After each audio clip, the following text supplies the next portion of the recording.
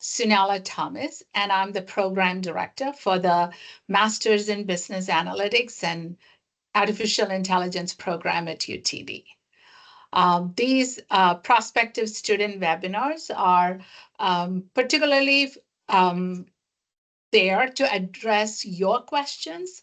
However, I would like to give you an overview of the program first, which should answer many of your questions. Okay.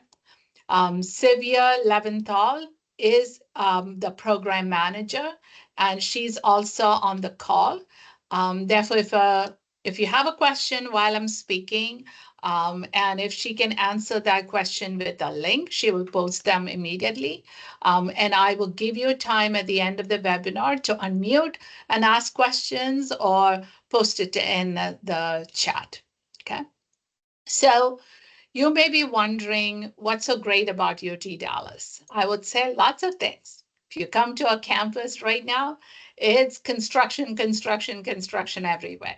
We have a new student union building coming up, and the third building of the Jindal School of Management that is being built right now. Okay, so it's the reason being the campus is expanding to meet the student needs. Our student population is roughly 30,000 students, a little more than that. We have quite a big group of incoming undergraduate freshmen this year. And Jindal School have around 10,000 students or slightly more, and of which 4,000 are graduate students. Okay. I have some stats on the right side of the PowerPoint slide, which talks about that if you look at the GDP, Texas is the 8th largest economy, and DFW area, which is where we are, Dallas-Fort Worth, it's the 23rd largest, sorry. So what does this mean for US students, right? There are a lot of different industry sectors that call DFW their home. As a result, a lot more job opportunities, a lot more opportunities to meet professionals who have industry experience, lots of internship opportunities. And some of these industry professionals, you may see them as your faculty members. Some are full-time faculty members, some are part-time faculty members. Some may come to your classroom as guest speakers, or certain student organizations may have some of these industry experts that you can connect with. I mean, you probably know by now that anything that you need in terms of securing an internship or a job, networking is crucial, right? So this will give you a chance to meet people and learn how to articulate, talk to them, right?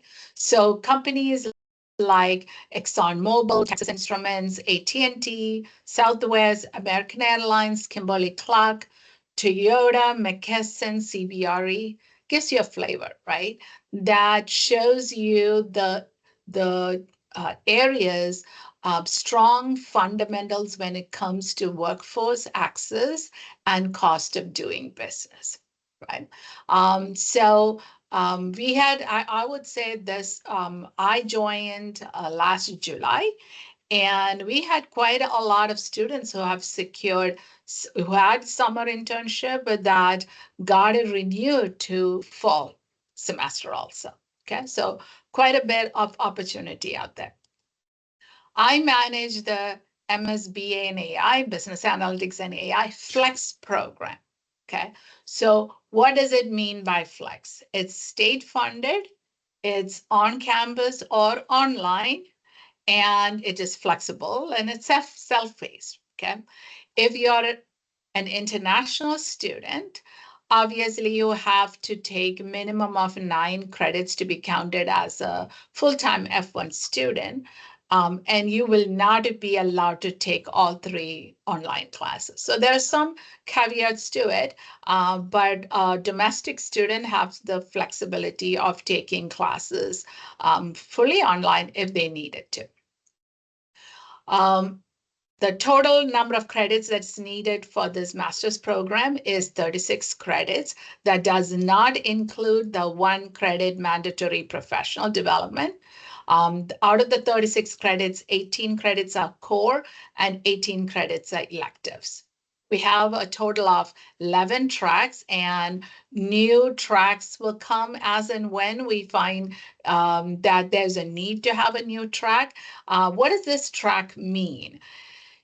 It helps you to take courses from multiple areas so that you then have a knowledge of, let's say, you take a particular course that runs across marketing and supply chain and data science, like you have that ability to do any of those jobs, right?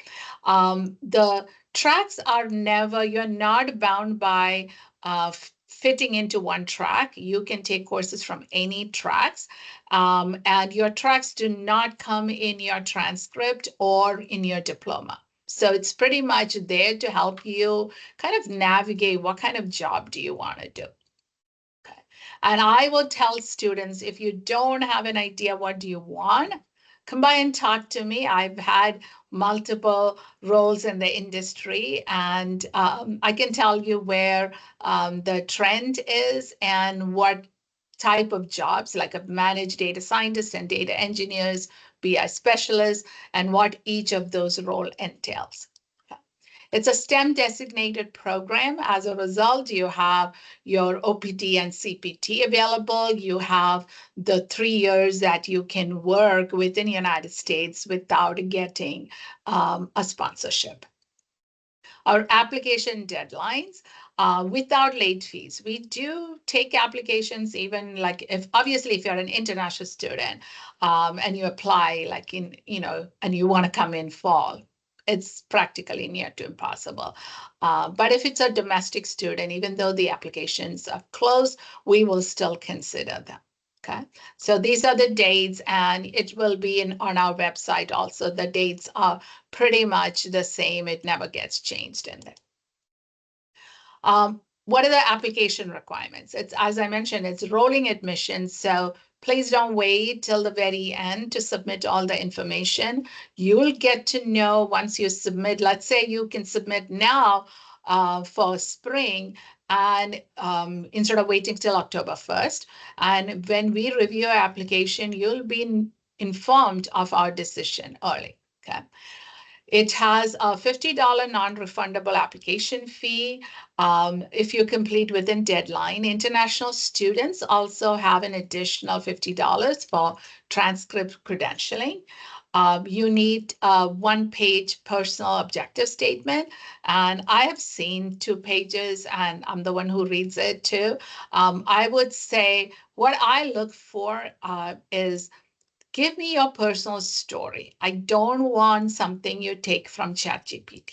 And by the way, you and I both know when somebody uses entirely ChatGPT or any of those AI tools, right? So write it based on your experience. What are you looking from the program? Why are you taking MSB and AI? I can tell you out of the program's master's program in JSOM, this is one of the most difficult programs. Okay, so I want you to be successful. Therefore, I want to know why you want to do this. You definitely should submit your resume, even if you have never worked before, right? Submit your resume and your unofficial undergraduate transcripts. Okay, once you're admitted, you can submit your official transcript, and those transcripts should come directly from your university. There are some students who bring a sealed envelope from the university when they join and then hand deliver the document, but don't wait till that. You can always submit your undergraduate university can directly submit via email. And via email, there's a portal to submit it. If you have less than 2 years of experience, you should have 3 letters of recommendation. And obviously it will be, if you had at least 1 year, I would say make one of your employers write a recommendation, the other 2 come from your professors. We are optional GRE GMAT score university. As a result, if you don't submit any GRE and GMAT, then we don't consider it. If you submit it, make sure it's a good one, right? And I'm pretty sure somebody's going to ask me what's a good score. Well, GRE, I can tell you like a 310 is considered a good score. I'm pretty sure. I know I saw a question earlier today that, okay, how is the admission? What if I have a low GPA? You saw how we look at multiple things and not just the GPA, okay? Like your professional summary, your resume, like, your recommendation letters and your transcript. It's a holistic view of your admission application that we consider for providing you with the admission, okay? In terms of assistantships, it's different, okay? And I'll get that in shortly. But scholarships, you're all eligible for scholarship. We have two kinds of scholarship, Dean's Excellence and Program Excellence. If you want to be considered for Dean's Excellence, you must submit your GRE or GMAT score. If you submit without those scores, you will be only considered for Program Excellence. It's a separate application, which I always obviously tell students, don't wait till you know about whether you're admitted to submit for the scholarship. Because sometimes if you're submitting a late or near to late application for scholarship, there is no exception to that deadline. Okay, if you don't submit your scholarship application by that deadline, you're not considered. Okay. As a result, I tell students, submit your scholarship application. If you think you're going to get a scholarship, submit that along with your application. We'll only consider your scholarship application after you're admitted. Then we'll automatically consider it. Again, that's also rolling, award. As a result, if you got an admission early, you will know about the scholarship. So I saw a question on what is the difference between Dean's Excellence and Program Excellence. The amount you get is still the same. Okay. However, there will be some who consider it as a Dean's Excellence. We have a pool of money for each, and that's how it's considered. And I'm also going to say it's a highly competitive scholarship pool, okay? Just like the way it's highly competitive admissions, scholarship is limited, right? We don't have unlimited amount of money. As a result, having a great absolutely fantastic, application, total holistic way is important for that. TA-ships, this is not available for incoming students. Therefore, is your GPA important? Yes. We want to see your GPA. How did you fare in your UTD classes? So you can apply for during your first semester here, but we will look at your GPA in the first semester or any other semesters that you're applying. We look at your leadership capabilities. Are you just a bookworm versus have you attended events that our program puts together, events where you have volunteered or been in one of the official capacity? What have you done? Like, is it just that TA-ships are meant for students who promote UTD, who exhibit those leadership qualities, okay? And you can only TA for a class that you have scored an A.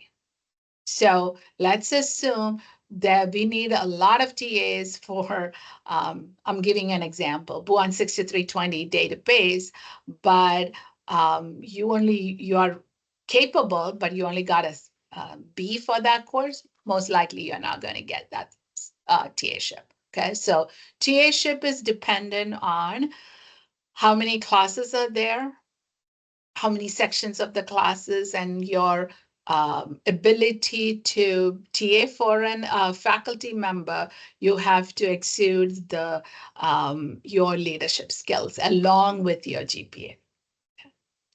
And you can definitely, when you get here, I would say we have lots and lots of opportunities for you to showcase. Note on scholarship. If you happen to, let's say you got admitted, you got a scholarship, but for some reason or other, you need to defer it. If you're deferring, you are allowed one-time deferral of your admission, but there is no deferral of scholarship, which means you have to reapply for that scholarship. And there is no guarantee that you will be automatically receiving it. You must also accept the scholarship within the deadline. And if you don't, then that pool goes to somebody else. Okay, so checking your email and responding is key to this. If you change from one program to other, whether before you start or after you start, doesn't mean that scholarship is continuous, because scholarship is based on a program. So if you change the program, even the modality of it, that does not guarantee your scholarship. If the scholarship is awarded in fall, it's for fall and spring. If it's awarded in spring, it's only for spring, because look at it from the perspective of our academic year. Our academic year is fall and spring, right? It starts in August, September timeframe and goes, so 2 long semesters is where you would see that. What does this all mean? Whether you're getting a scholarship, TA-ship, scholarship is obviously as a fresh student coming in, that gives you an in-state tuition, which is 50% reduction in your fees.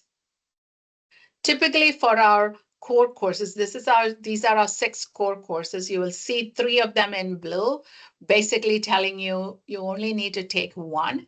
I've seen students take the business analytics with R and modeling.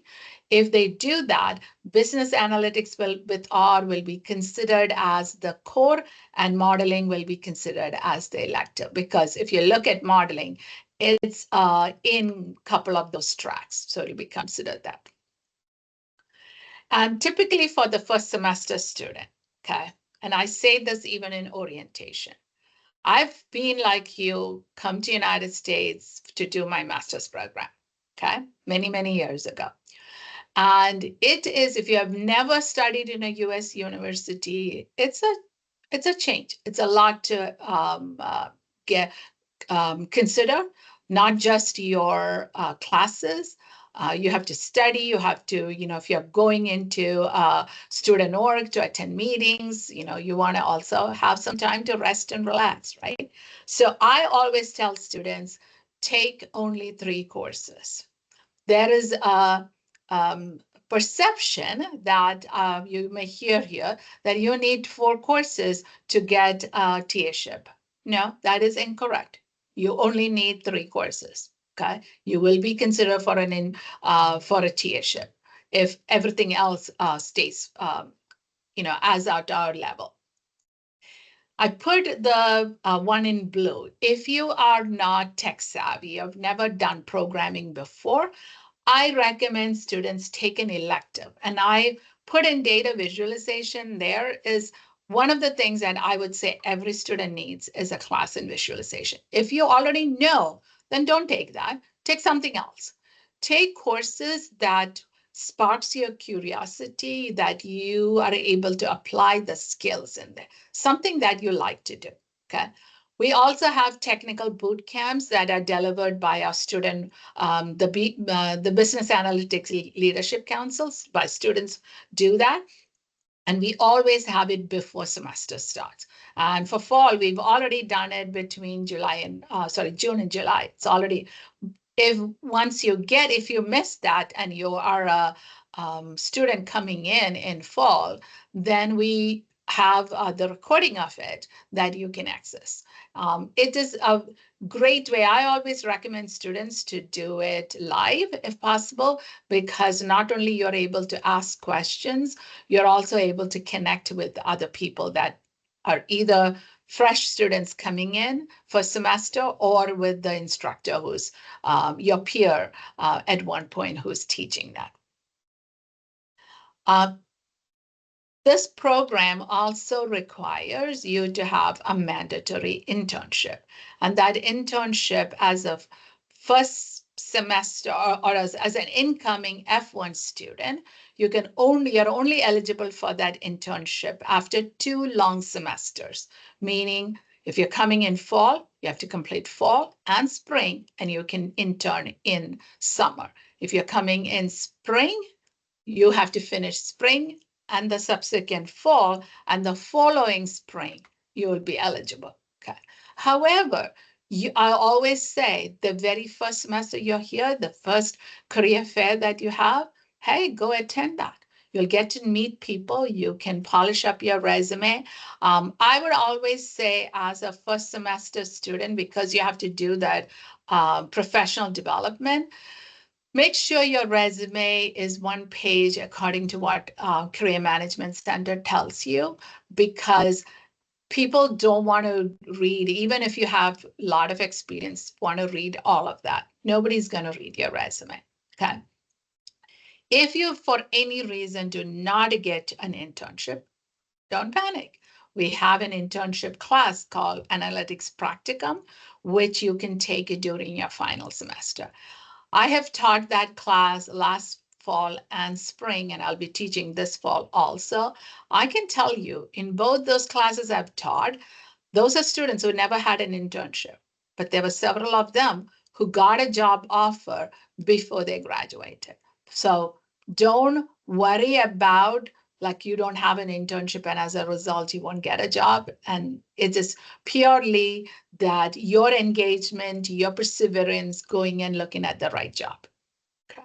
If you want to know the details of some of these, right now there's a lot of internship LinkedIn stories because they had a deadline and everybody has posted in there. So go check out those. That's one way. Then you know what are the companies that hire international students or students from this program. You can then connect with those companies. You can even connect with your peers, right? Your peer students, and see how they got that internship offer.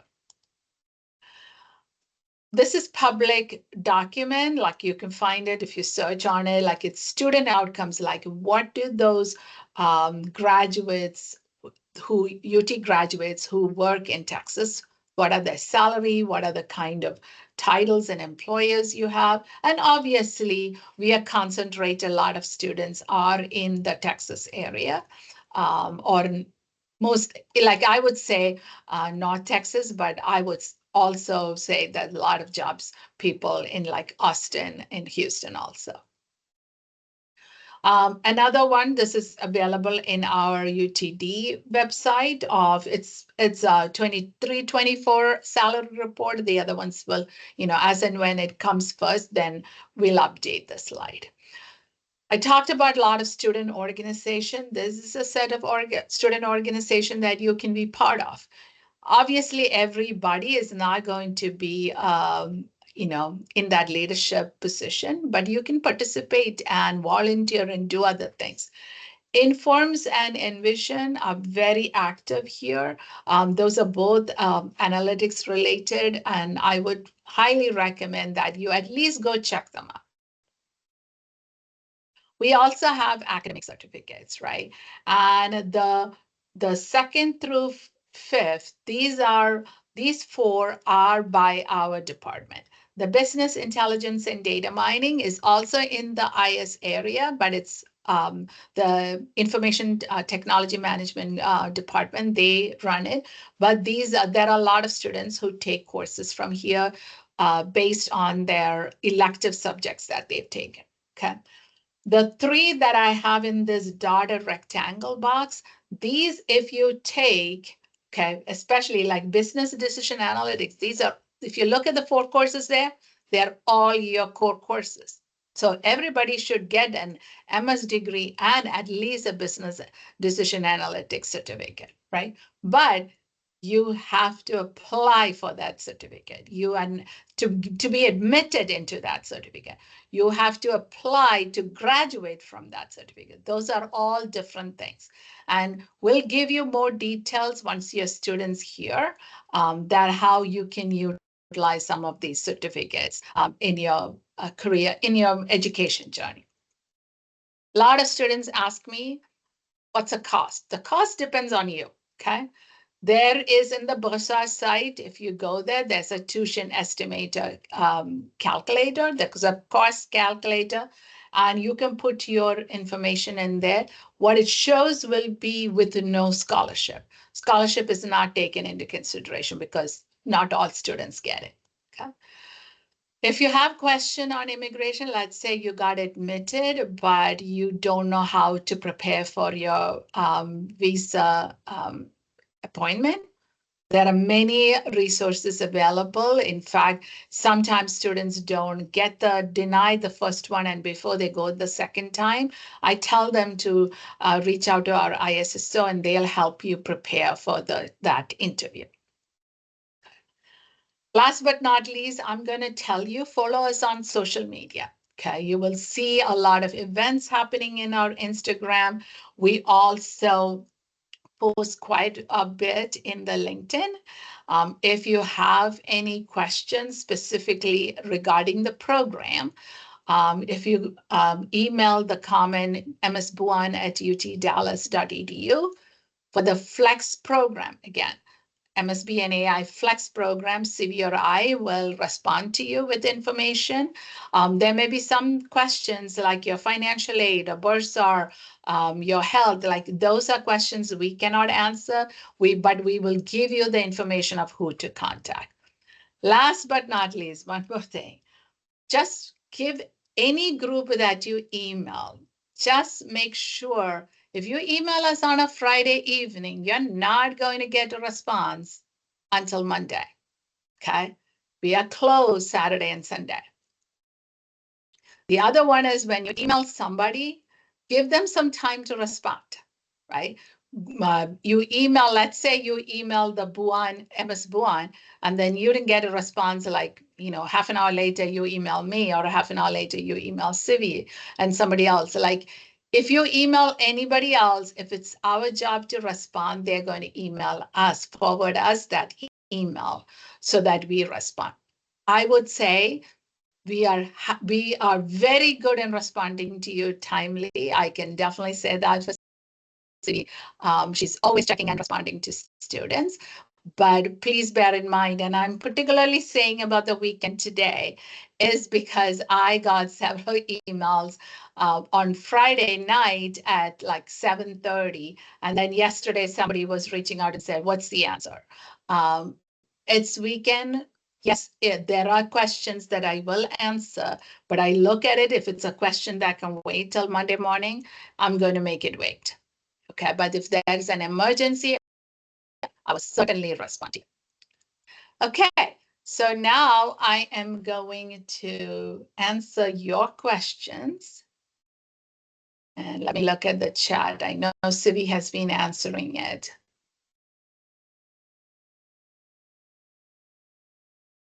Okay, so those now regarding application fee waivers, there is a website and Civi will post that link.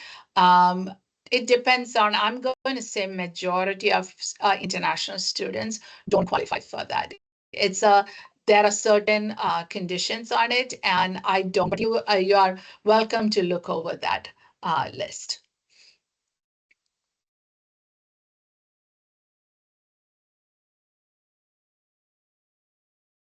Okay, I think all the questions so far.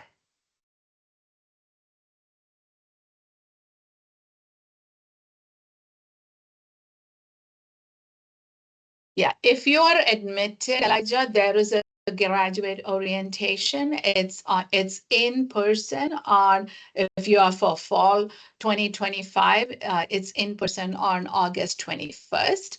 But each semester we have an in-person orientation. And if you're an international student, there is also an international student orientation that is mandatory. And for that, for the ISSO one, you have to register. For the graduate, like, Jindal School, and for the program, you don't have to register, you just show up.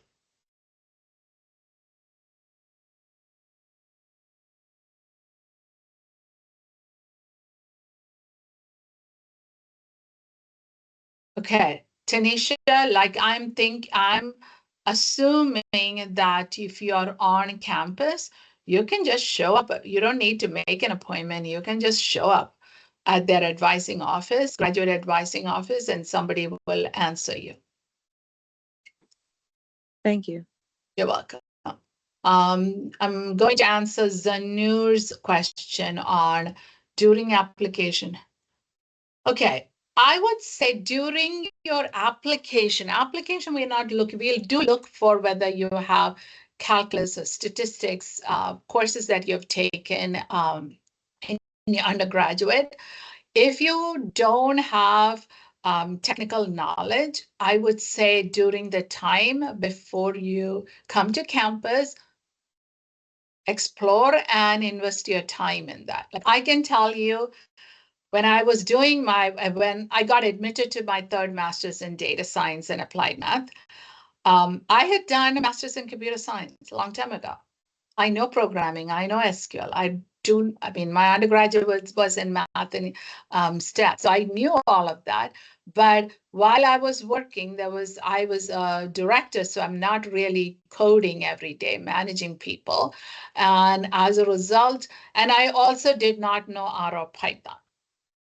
Okay, so when I knew I got admitted, I made it a point that I watched YouTube videos. I did some data camp, not the whole course, because that's why you're coming here, right? But at least the beginning part of it, like if you have never done R or Python, but you have done programming, the data types in Python is like tuples and dictionaries. You only hear in Python. You don't hear that in Java or C++, right? So it's good to have that basic knowledge. Same goes for stats.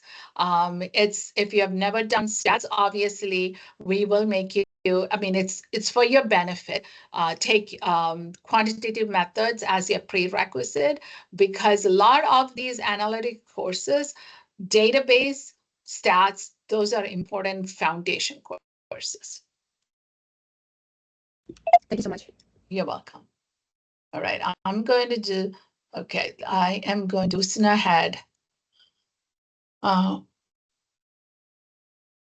So I would say personal statement, I told you, your personal story, like why are you coming to this? What is it that making you want to do? And it relates to, what like sometimes students have written where, they did not get that stellar GPA for undergraduate. And they explained their personal circumstances at that point, okay? So make it your story why you want it. Yeah, I hope I answered your second question. You don't need to be from an analytics background to take this. I have students here who came from history major and art major and done very well in the program.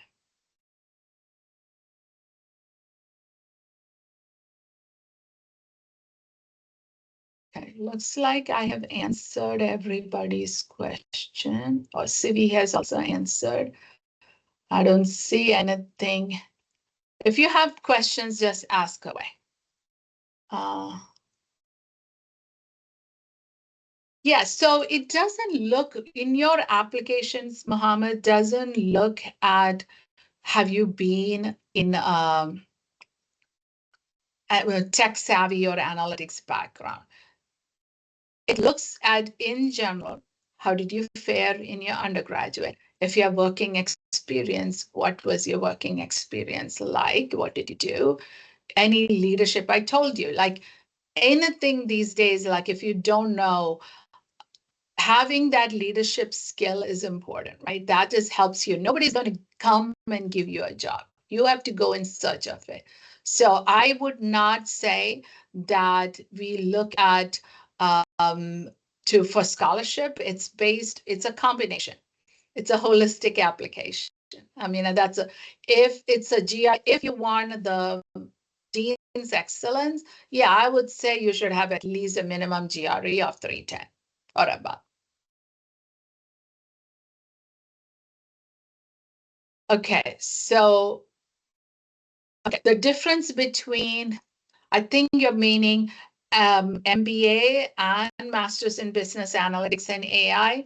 So it's a dual major. If you are looking at a dual major, you will do all the courses in the MSBA and AI, our program first, and then that's roughly 2 years. And the third year you take your MBA courses. I think that's what you're probably meaning. It's a dual program. I would say, Man, what makes it different? The faculty, the resources we have here, and the curriculum, right? It is not like we have 36 credits. It's solid courses that we teach. We have industry professionals, as I mentioned, who come. They tell you what's their need in industry. And I have in my class, I have a tech executive coming and talking about tech trends and what you need to focus on for as a fresh graduate out of the program, what additional things you need to do. Thank you. You're welcome.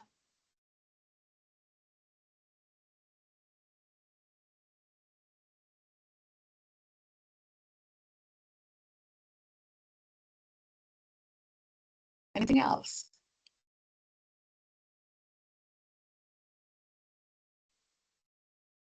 Okay, if Elijah, if you are an admitted student, you will come when you come for the orientation, we will provide you with the QR code to get into the our SharePoint.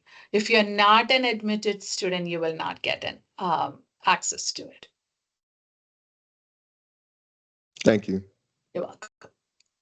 The top companies, I would say, like off the top of my head, I would say there's like, what do you consider as top companies? Let me ask that.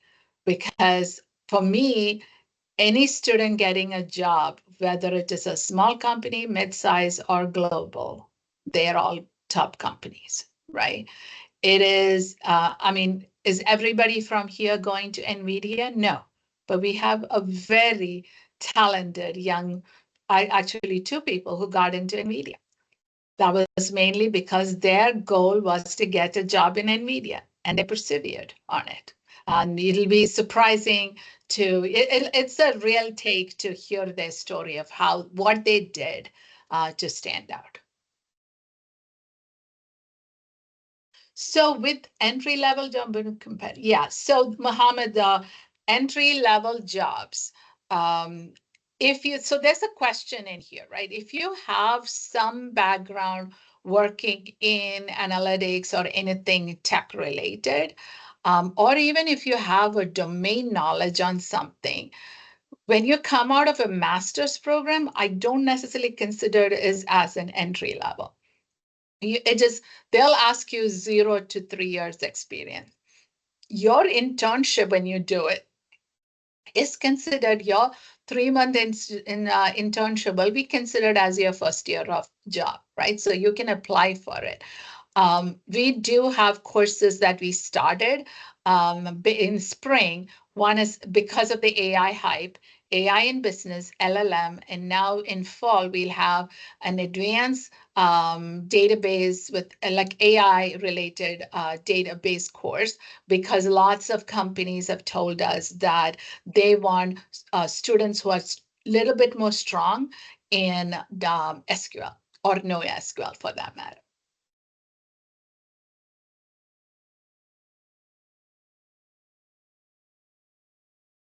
Okay, so question on that, like if you need,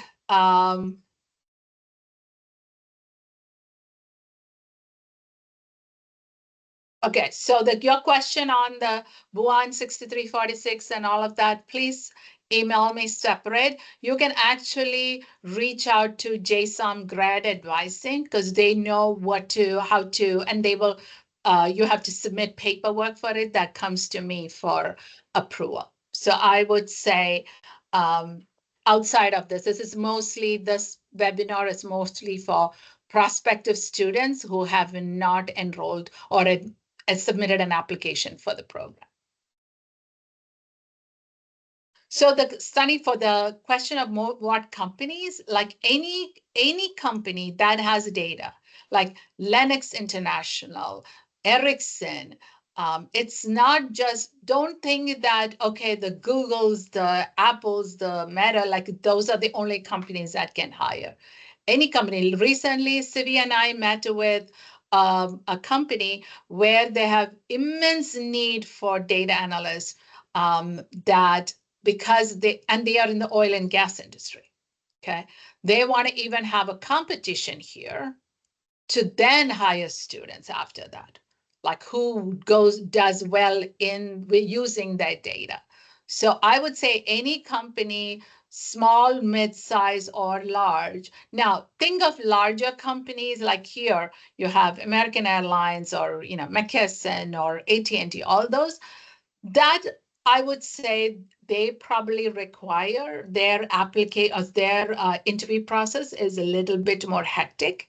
It's not 1 or 2 rounds that you will find in a mid-sized company. That would be the only challenge there. They have to, and they also are very good. Like I had a student going from my class for an interview at AT&T because I went through my recommendation, and the feedback I got from the hiring manager was that, hey, one of the things I want to tell you is that I know when students answer with ChatGPT. Most of the answers from this particular interviewee was ChatGPT. So that is the part that you're going to go against, because you need to make sure that you're answering in a more in a way that it is your answer, not ChatGPT generated answer.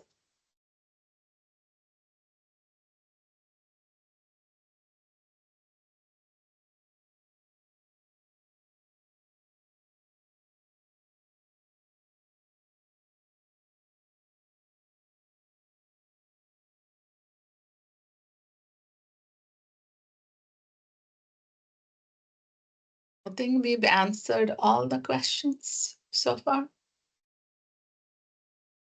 Feel free to unmute and ask if you need to.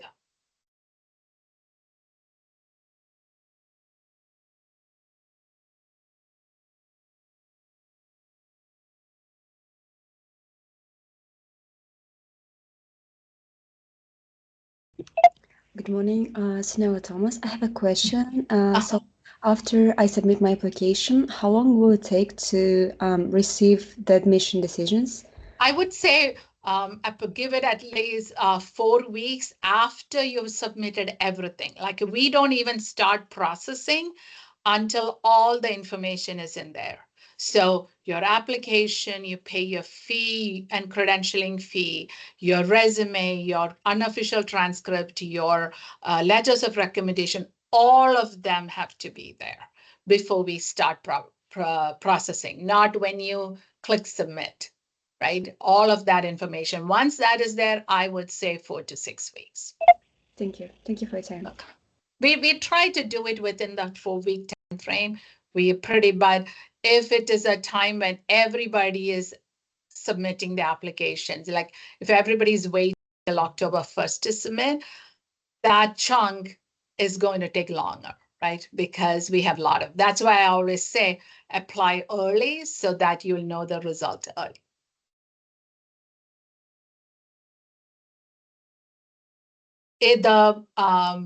The orientation for fall 2025 students, incoming students, is only an in-person, and it is on August 21st, Thursday, August 21st.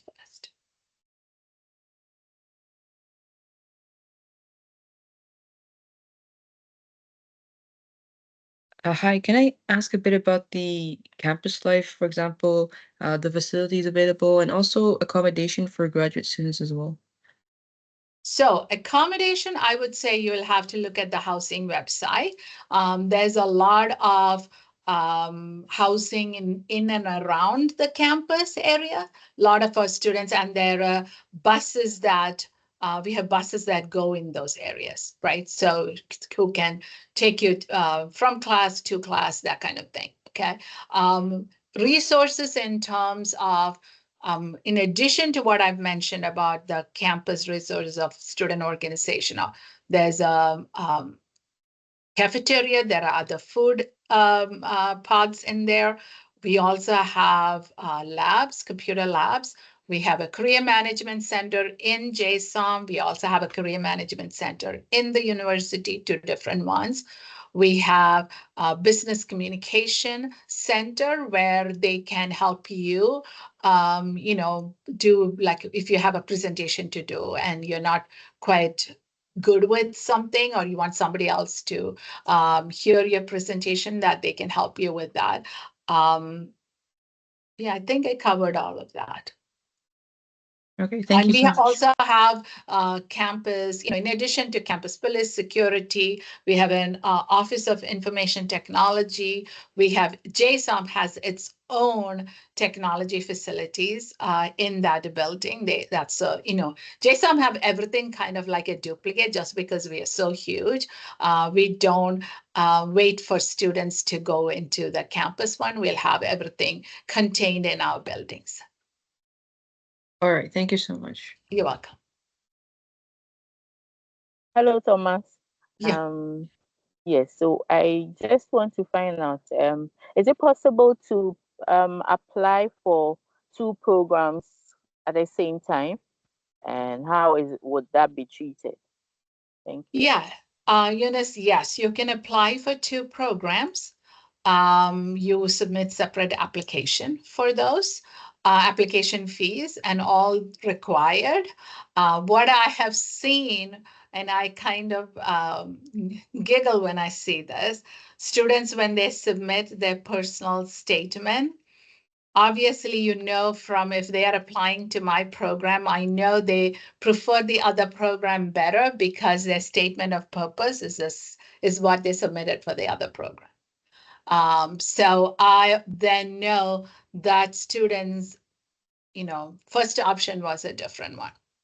So that would be the only thing I say. Hey, apply to the program to make your application stand out. Right, thank you. Welcome.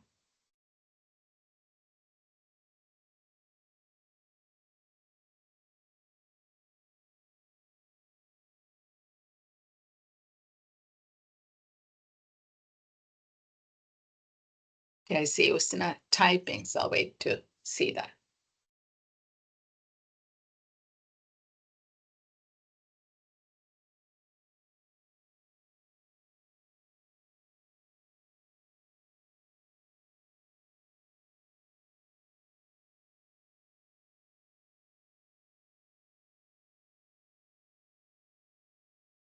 No, there is a no. I even have this semester.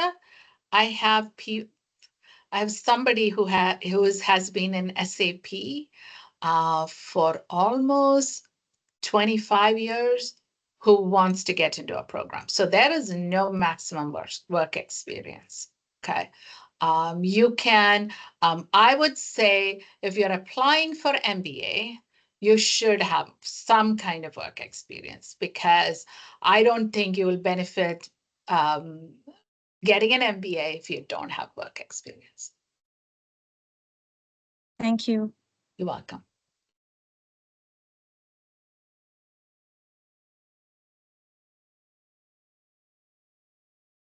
That's why, like, if somebody has work experience and they want to do MBA, like we have a lot of, I want to say at least like this semester, I've seen a lot of dual degree students coming in.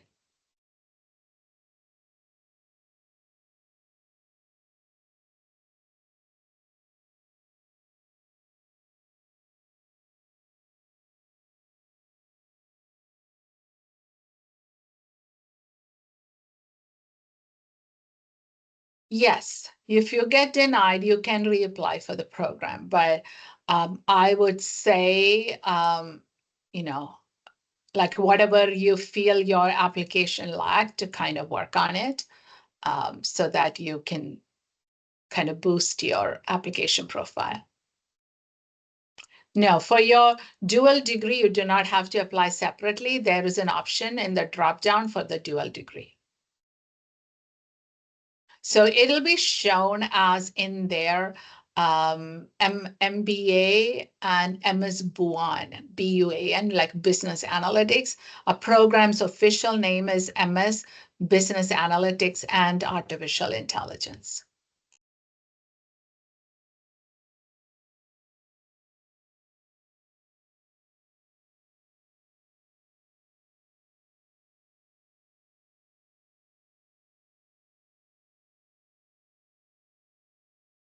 Go ahead, Mohammed. Hi, firstly, thank you so much for the session. This was super helpful. I just wanted to know, you mentioned you have had students from, let's say, humanities or social sciences backgrounds, let's say history. How exactly do they, stand out in terms of admissions and scholarships? Because I understand this is a very competitive program. What exactly would you advise someone with, you know, non-technical background in terms of degree and non-technical experience as well, but a total of 4 years of experience in corporate and IT space? Yeah, Especially so if they're an international student and they want to, get a scholarship and in-state tuition. So again, Muhammad, I'm going to say you're compared with what you have with other students who have applied in there, right? So if you are saying you have good, regardless of your major, if you have good undergraduate GPA, good work experience, it's considered holistically. So I can't answer the question of, are we comparing, like when we give a scholarship, we're not looking at students, oh, this is from the arts, so therefore let's compare with arts alone. We are comparing everybody. We're putting everybody who had applied for the scholarship in a pile. And we will look at them holistically. It doesn't matter what your undergraduate major was. The only time I would say somebody who has an undergraduate major and work experience that is not analytics, data, or tech, if they get admitted, in order for them to be successful, you have to put some time into learning that something's on your own. Otherwise, you will struggle when you come. So you have some work to do on your part before classes start.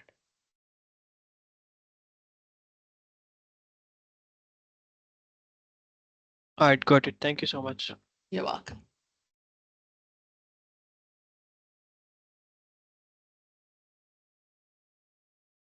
Yeah, I think Siki is asking the question on is, I can tell you, we are not in a position to say which program is better.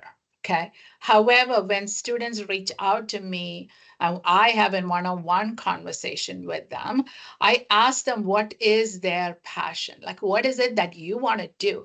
And help you to answer that question. We never tell students, hey, you should take an MBA, or if you take MBA with the analytics concentration, that's only one degree. Dual degree means you get an MBA, you also get an MS in business analytics and AI, 2 degrees. Okay, that's dual degree. The concentration is different. Like I have an MBA in finance. So that's only 1 degree. I didn't get an MS in finance. I got an MBA in finance, right? So that's how you want to track.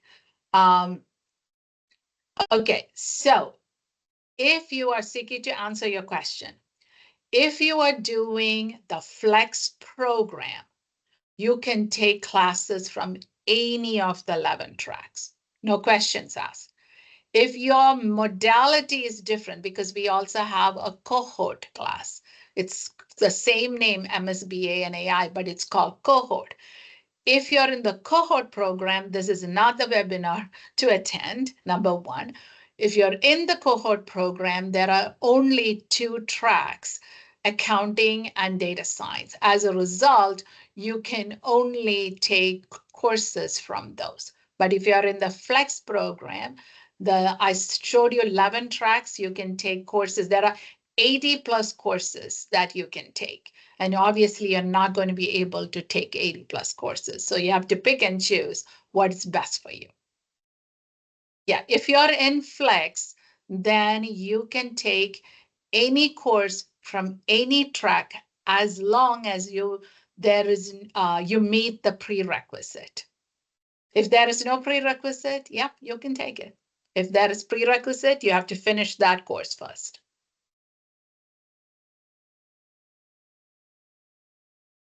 Okay, we have 4 more minutes for your questions.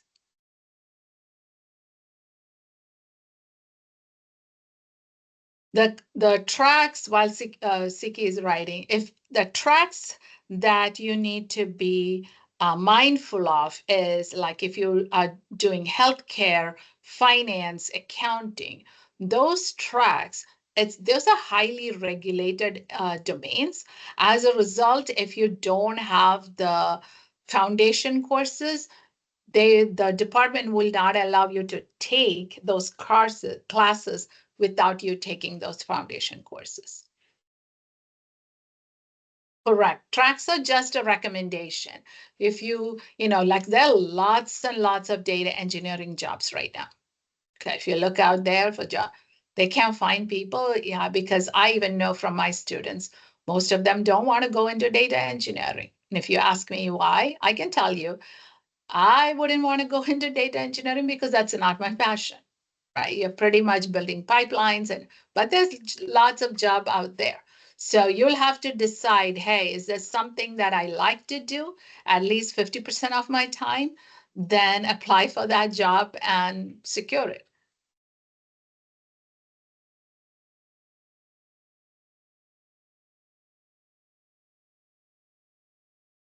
So when you say batch size, it's like number of students coming into each semester. And I would say anywhere between 250 to 350, I would say.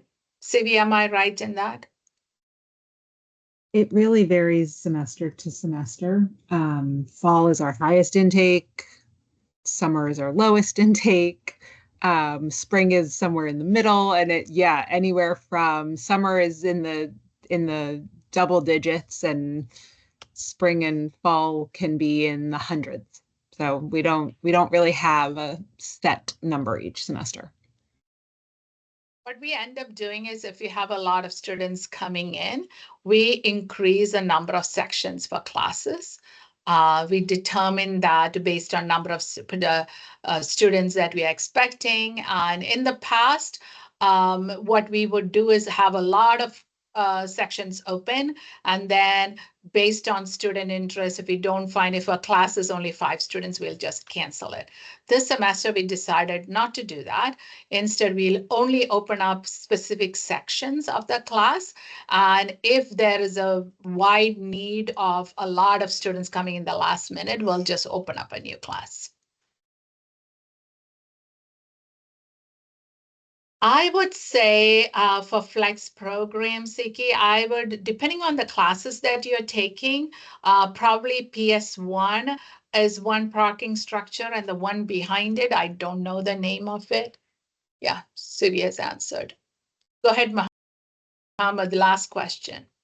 Yeah, so I just wanted to confirm whether the chances of getting a scholarship are sort of, equal regardless of whether you join spring or Correct. fall. Yes. Like Also, you're talking about scholarship for this fall or 2026 fall? 2026, either spring 2026 or fall 2026. I'm Yeah, yet to apply. yeah. You will be considered. Everybody who's submitting the application will be considered. It has nothing to do with the major that you have.